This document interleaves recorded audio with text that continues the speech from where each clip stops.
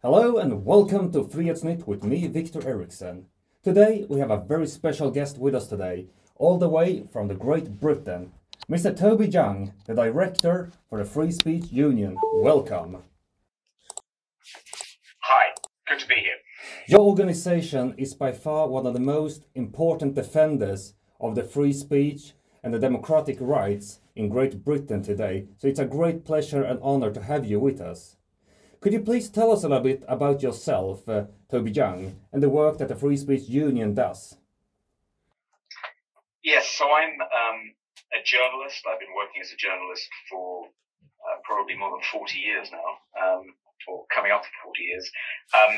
And I started the Free Speech Union in 2020 to defend free speech. It's a membership organisation, so we stand up for the speech rights of our members and we campaign for free speech more widely. And that means defending people who reach out to us for help. Sometimes we can help them without having to go to law, but sometimes we also have to go to law, so we have quite a big legal team as well as quite a big case team. We have about 11,400 members, 17 employees, about to go up to 20. We also organise events, debates, book launches, and we publish briefing materials, frequently asked questions, news that we think will be useful to our members. So it's a rapidly growing organisation. We currently have about 100 open cases. We get about 25 requests for help every week. And we generally only help people who've got into trouble for exercising their right to lawful free speech. So if they've said something that falls foul of the law, even if we disapprove of the law in question, we won't generally come to their defence. We only come to the defence of people who've exercised their lawful right to free speech. But it's extraordinary how many people get into trouble in Britain, not just at universities, but also in the workplace. Just for saying something that is completely lawful, but which someone in a university or their company disapproves of. Mm-hmm. That's really amazing, and it's incredible work that you've been doing over there. But what would you say is the current situation with the freedom of speech in the UK? Would you say that it is total, or is it under threat in different instances in the society? Well, I think it actually varies in different parts of the UK. In Scotland, for instance, they recently passed something called the Hate Crime and Public Order Scotland Act, which does impose some pretty draconian restrictions on what people can say.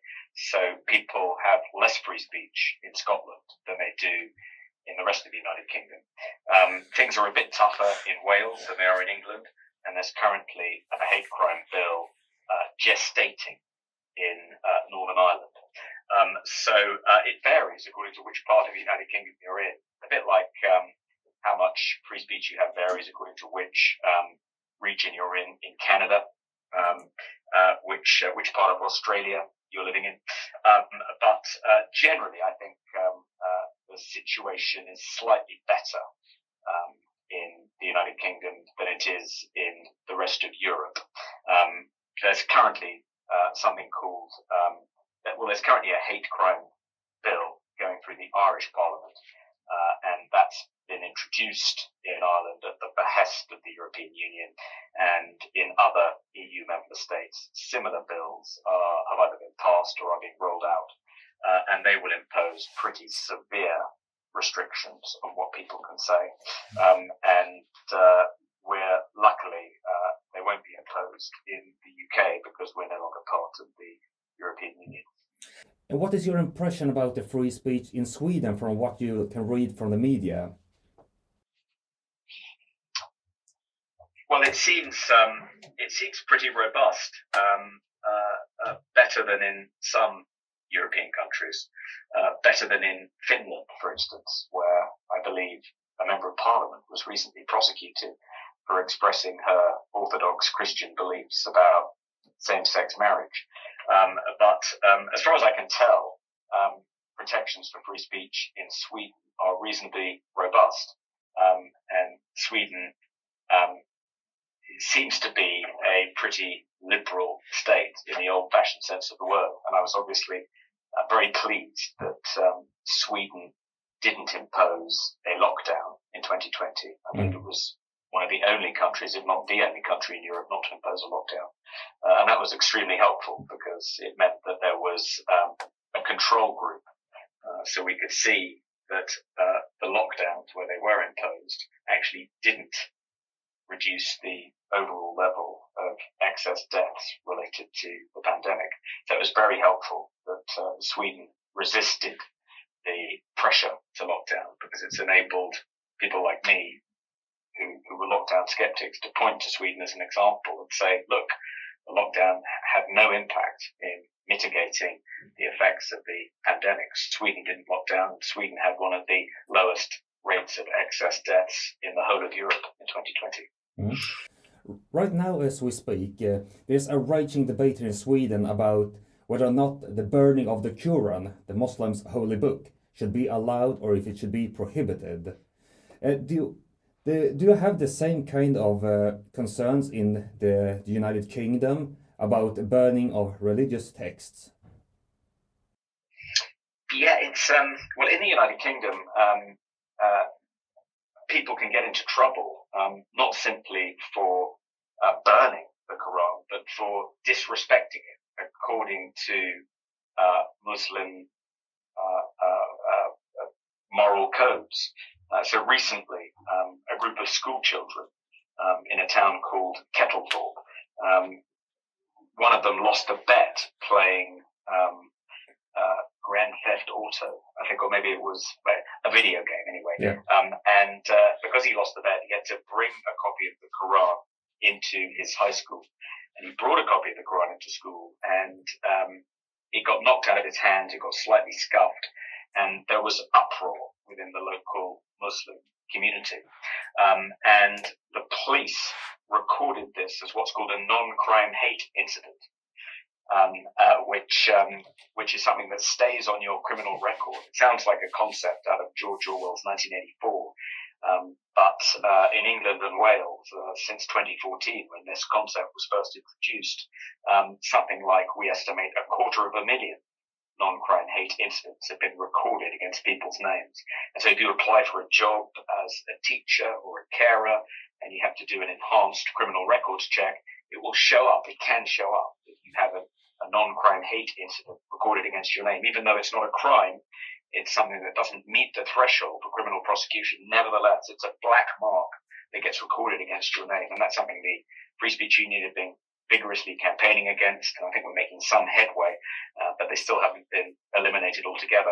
But we did manage to get the non-crime hate incidents recorded against the names of these 4 boys removed when we wrote to the local chief of police. So you don't just have to burn the Quran in England to get into trouble. If you drop it and it gets scuffed and you treat it disrespectfully, that can be recorded as something called a non-crime hate incident. But like I imagine in Sweden, we've repealed official blasphemy laws in this country. So you can only be prosecuted for blasphemy.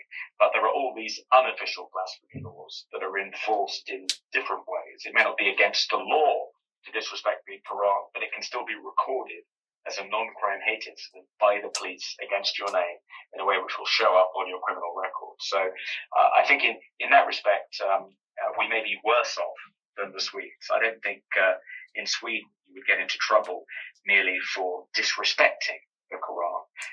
And I don't think anyone's been arrested, have they, in Sweden for actually burning the Quran, have they? Or maybe I'm mistaken about that. Not yet, though, but both Rasmus Paludan and Salvan Momika, who has been burning the Quran about a month ago, they have been charged with, I don't know how to say it in English, but could you say like hatred against minorities or against another ethnicity for insulting or offending the Muslims? But we will see if how it ends up in court. But at the same time as the burning of the Quran is the most important free speech topic here in Sweden, the most important and more positive one concerns the cancellation of Mr. Nigel Farage's bank accounts because of his political views that we have been writing a lot about here at Frihetsnytt, and the positive situation and development that we've been seeing. How common is it in Britain that a person can lose his or her bank account because of his political views? Yeah, well, I think it's actually increasingly common. I think it's become a big issue. It's blown up recently because Nigel Farage was told by his bank, Coots, that they were closing his account. But I think it happened to the Free Speech Union. PayPal debanked the Free Speech Union in September of last year. But I think it's, people have been contacting the Free Speech Union, telling us that they've been debanked. And since it happened to Nigel Farage, many people have been in touch asking us for help, see if we can get their bank accounts restored or to recommend which bank they should go to instead. So it's a big thing here. There's a Facebook group called NatWest has closed my account. NatWest being one of the high street banks here in the UK, and that Facebook group has has nearly 10,000 members. So I think it's happened to tens, if not hundreds of thousands of people. But the Free Speech Union has been lobbying the government to change the financial regulations to make it impossible for banks and payment processors like PayPal to close people's accounts for purely political reasons because they disapprove of their perfectly lawful political views. And we are making some headway. The government announced earlier today that it was going to change the payment services regulations to make it clearer that banks cannot discriminate against customers on the basis of their lawful political beliefs, and that if they do, they can be investigated, fined by the regulator. They can even be taken to court by the customer who's been debanked. So we think that'll help a bit, but it's an ongoing battle. What else do you think the government should do to protect the freedom of speech for those who are threatened to be debanked? Well, I think at the moment, what the government has done is it has changed the payment services regulations to say that banks cannot discriminate against customers on the basis of their beliefs, but it hasn't actually referenced free speech. And I think the government may, we hope, actually change the law to say that banks have to have due regard for their customers' free speech, and I think that would help a bit more. I mean, the difficulty we have is that we're seeing the emergence of a Chinese-style social credit system in the UK, and it's not just the UK; it's around the world.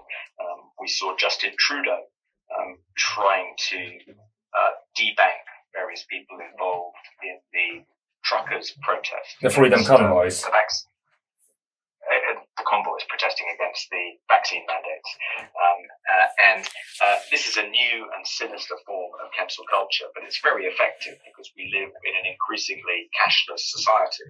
So if you no longer have access to a bank account or a payment processor like PayPal, it becomes very difficult to function. You can't buy groceries, you can't buy train tickets, you can't pay your rent.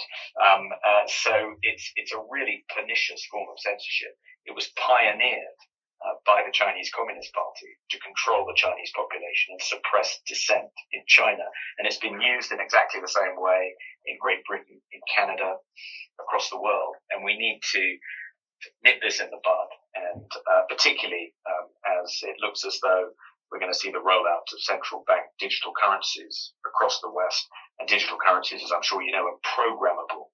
So governments, if they want, can make sure that people can only use the central bank digital currency to purchase approved products. So they can limit their purchase of things like petrol, of things like alcohol, cigarettes. They can use central bank digital currency if they're allowed to control their populations and make them conform to a progressive agenda. And obviously we have to make sure that that doesn't happen as we move towards digital currency and away from cash. But considering the current development in the parliament against the bankers, would you say that the Cuts and companies and the rest of them, that their plans to cancel different dissenters' opinions have backfired when they attacked Nigel Farage. Yes, I think it's fair to say that Coots's attempt to debank Nigel Farage has blown up in its face, partly because it did it in such a dishonest way. So Coots originally told Nigel Farage that it was cancelling his accounts for commercial reasons and didn't go into any more detail, refused to go into any more detail. And he's been banking with Coots for 40 years. He first opened an account, more than 40 years ago. And then Coots leaked to the BBC that the reason his accounts were being closed is because he didn't have enough money in them. He was too poor to be a client of Coots, which is a very prestigious millionaire's bank. That's turned out to be false as well. He submitted a subject access request, something you can do here, whereby you can find out all the personal information a company is holding on you under data protection law. He discovered that they compiled this 40-page dossier on him, which largely documented his political views. It said that he didn't fit with the inclusive values, the purpose of Coots Bank.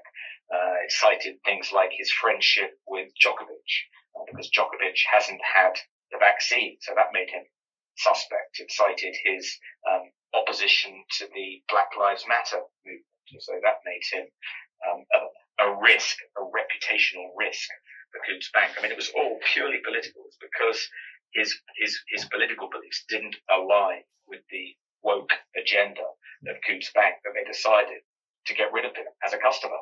And now he's got enough ammunition not only to complain to the financial ombudsman, but also, I think, to bring a lawsuit against Coots for acting illegally.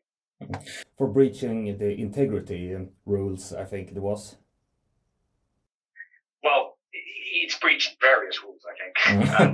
For one thing, disclosing to the BBC that he didn't have enough money to have a Coots bank account, that's a breach of confidence.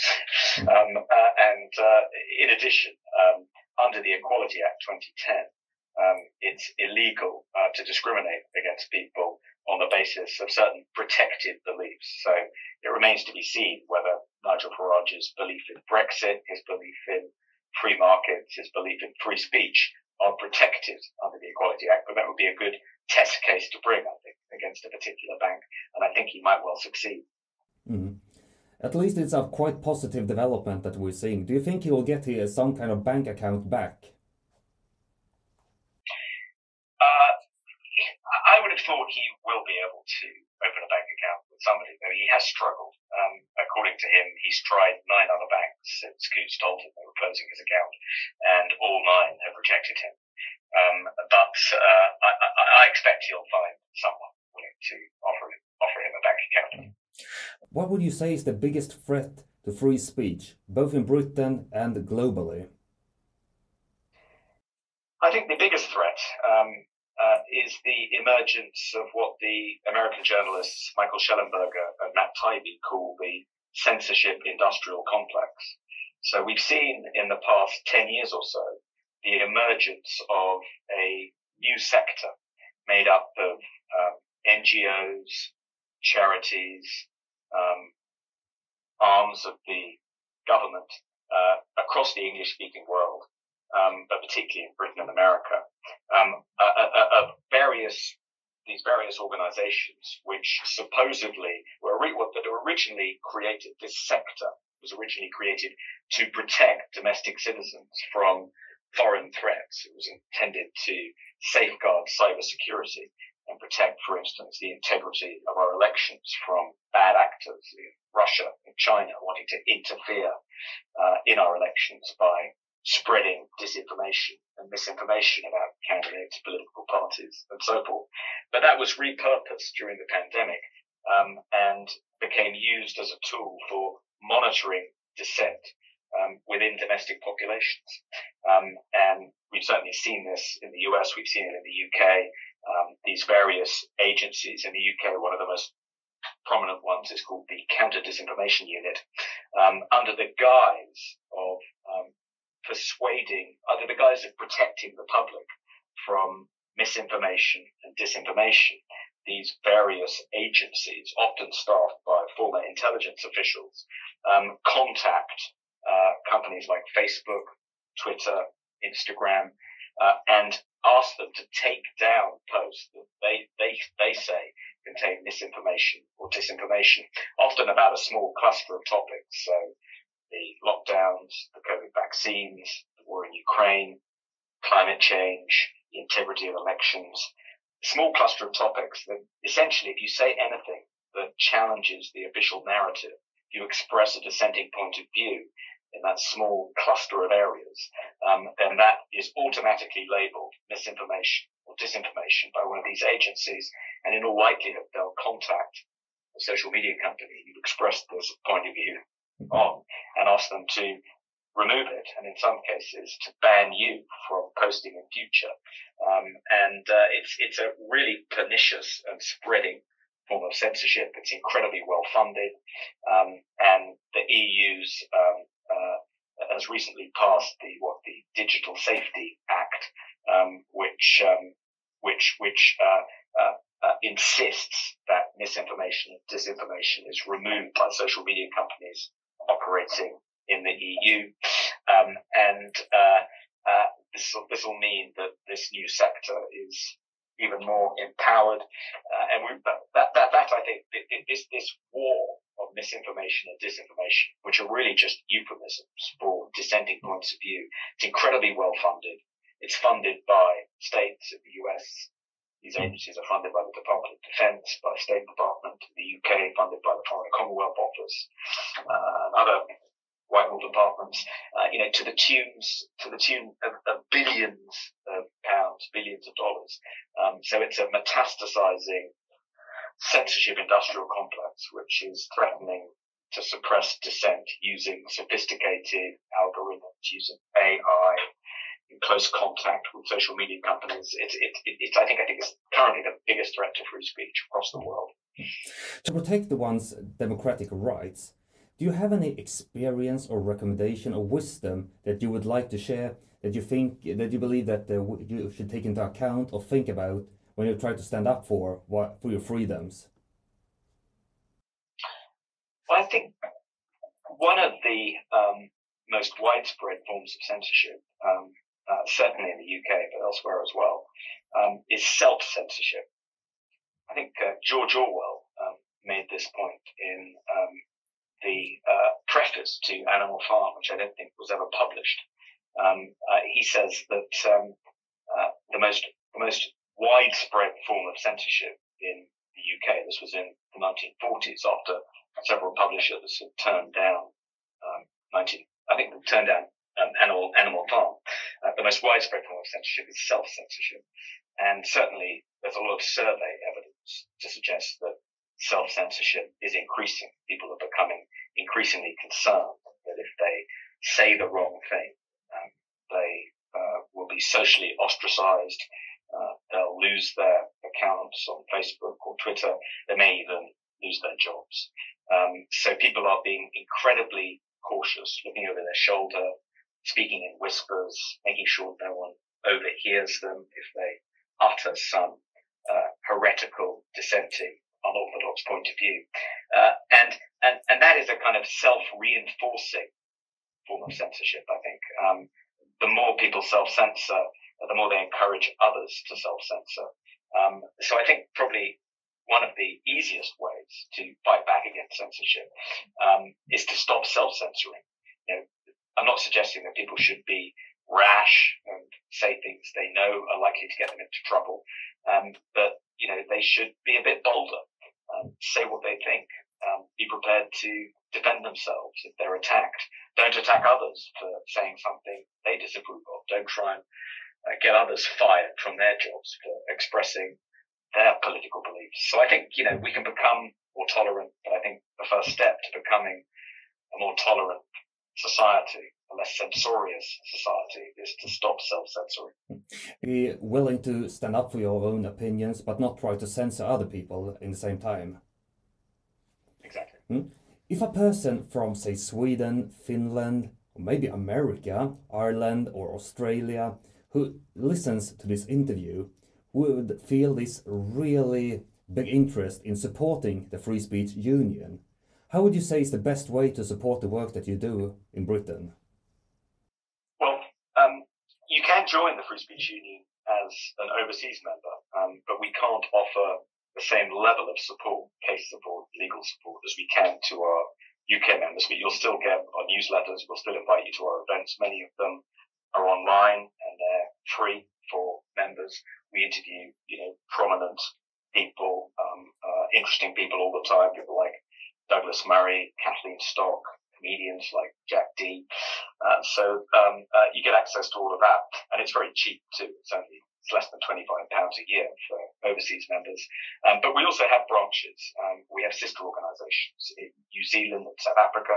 So if anyone is listening to this in New Zealand or South Africa, they can join the New Zealand or the South African Free Speech Union. And we're hoping to get sister organisations established in Australia and in Ireland later this year, and then Canada. So gradually spreading across the English-speaking world and ultimately beyond. So my vision for the Free Speech Union is for it to be a global organisation in due course, because I don't think the need for an organisation that stands up for free speech and defends the speech rights of ordinary people, the need has never been greater. Who knows? Maybe you'll get a branch here in Sweden or in Scandinavia in total. Yeah, well, that would be great.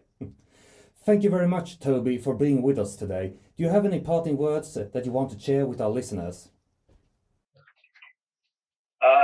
Well, I would say that it's easy to get disheartened. Trying to defend free speech, trying to fight the threats to free speech can be a bit like playing whack-a-mole. Every time you whack one of the demons on the head, another one emerges from another hole. And it's sometimes a bit depressing. And you think, how are we ever going to win this war against, ever increasing totalitarianism? But I'd say don't give up. Don't get too disheartened. I think ultimately it is a winnable war. Let's not forget that we defeated the Soviet Union in 1989. And even though sometimes it seems as though the odds are stacked against us, Afghanistan beat the Soviet Union. Afghanistan saw off a coalition of the United States and Great Britain. The Viet Cong won the Vietnam War. So even when the odds are stacked against you, and it feels like the other side is very well resourced and